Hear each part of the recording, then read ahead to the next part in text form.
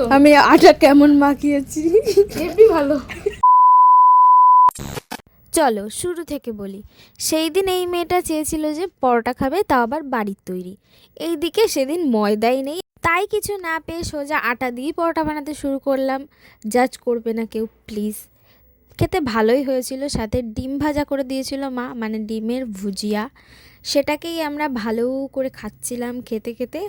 ওর এই রিয়াকশানটা আসলে আমি জিজ্ঞেস করেছিলাম যে ভাই তোর কেমন লেগেছে, আর একটু ঢং দেখিয়ে এরকমটা দেখিয়ে দিল।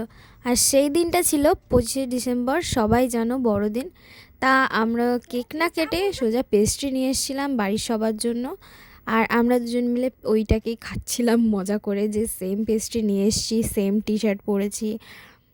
এই নিয়েই আর কি আড্ডা মারতে মারতে, এর ঢং ওর ঢং আমার ঢং দেখতে দেখতে আমরা খেতে খেতে এই ব্লগটা শেষ করলাম। তো তোমাদের ভালো লাগলে লাইক করে দিও, টাটা।